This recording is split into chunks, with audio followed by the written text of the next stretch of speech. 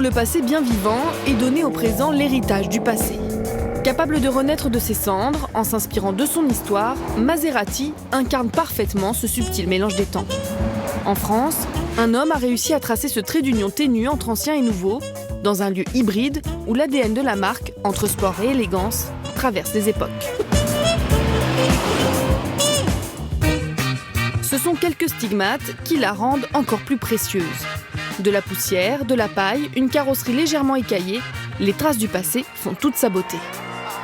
Voici une Maserati Sebring, l'une des premières GT de la marque italienne, modèle dessiné par Vignale et qui a vu le jour au début des années 60.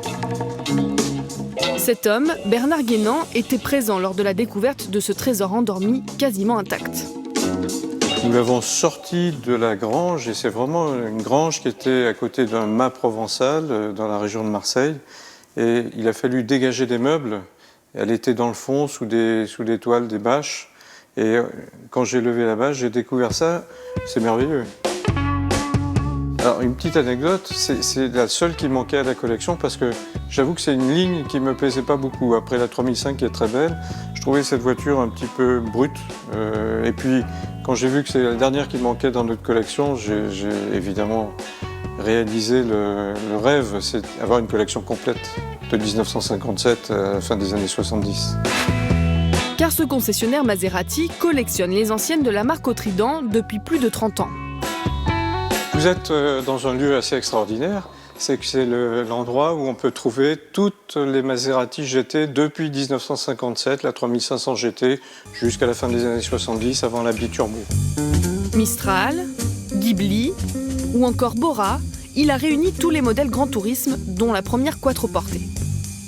C'est la première des premières voitures berline avec un moteur de course. Et c'est une voiture en 63 qui roulait déjà à 230 km/h.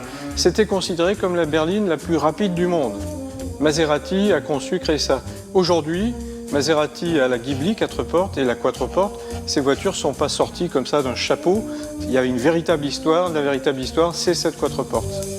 La dernière quattroportée, sortie en 2013, 6e génération du modèle, reste l'une des berlines les plus séduisantes au monde, comme l'était celle des années 60. 10 ans après, Maserati lance la très sportive Khamsin, dessinée par Bertone et favorite de Bernard. C'est là la direction de la Citroën SM qui est très directe, qui d'une butée à l'autre fait 2 tours. Donc on a vraiment sur la route l'impression d'avoir une Formule 1, quoi. Elle bouge beaucoup sur la route. Il faut être très précis avec cette voiture. Ça dit, elle est exceptionnelle à conduire. C'est une de mes préférées.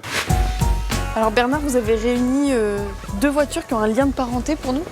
Oui, bien sûr. Vous avez ici l'historique, la première GT Maserati, la 3500 GT, qui est née en 1957.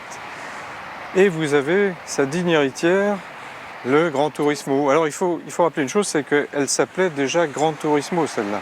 Donc le lien est vraiment très très très fort. À part le nom, est-ce qu'elles ont des points communs ? Il y a plusieurs liens. D'abord, ce sont des coupés 4 places. Et ensuite, ce sont des vrais grands tourismes, c'est-à-dire des voitures très agréables à conduire, confortables. En même temps, elles ont un son moteur extraordinaire. Ça, Maserati sait le faire et le cultive. Et puis, il y a aussi le côté sportif, puisqu'on a des moteurs qui sont très sportifs. Si on peut faire un tour... Eh bien, allons-y, je vous invite. Dès le début des années 20, la raison d'être de Maserati, c'est la compétition automobile. Mais l'activité est très coûteuse, alors, pour la financer, le constructeur italien lance la production de sa première voiture de série, la 3500 GT. C'est le destin qui a mis Bernard Guénan sur la route de Maserati. Son grand-père possédait un garage, son père a créé une concession Citroën, concession qu'il reprend avec ses frères. Et en 1968, la marque au chevron rachète le constructeur de Modène. Vous êtes un amoureux de la marque Maserati depuis des années ? Je suis un fan de la marque Maserati, oui, inconditionnel, bien sûr, depuis 1968, date à laquelle j'ai vraiment fait connaissance avec l'histoire de cette marque.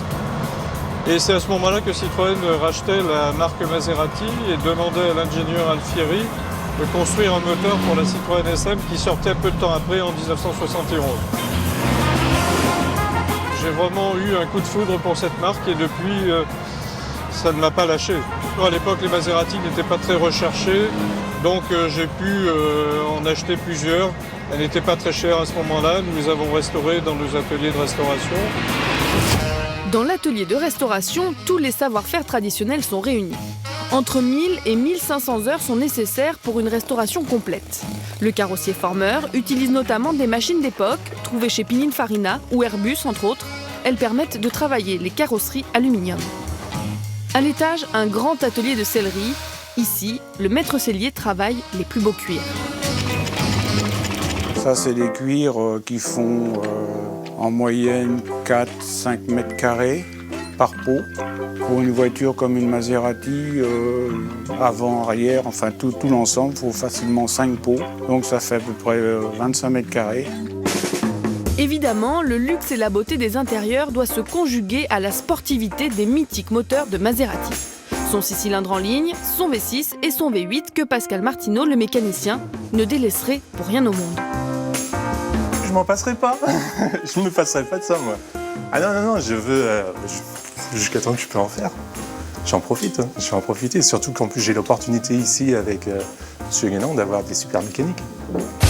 Bernard Guénan, lui, aime autant les anciens moteurs que les récents. Gentleman driver, il s'est offert une Maserati Trofeo, autrement dit la version de course du Gran Turismo, l'équivalent des Challenge chez Ferrari. Un modèle très rare, produit à 40 exemplaires. Forcément, en pneus lisses, sous la pluie, les tours de circuit sont frustrants pour lui, mais c'est l'occasion d'apprécier le son du V8.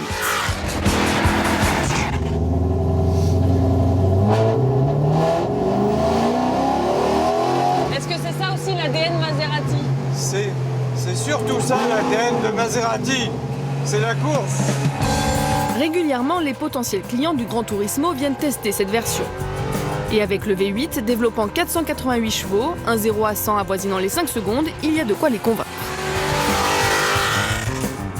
Sur route ou sur circuit, dans son showroom ou avec sa collection, Bernard Guénan entretient la grande histoire de la marque au trident.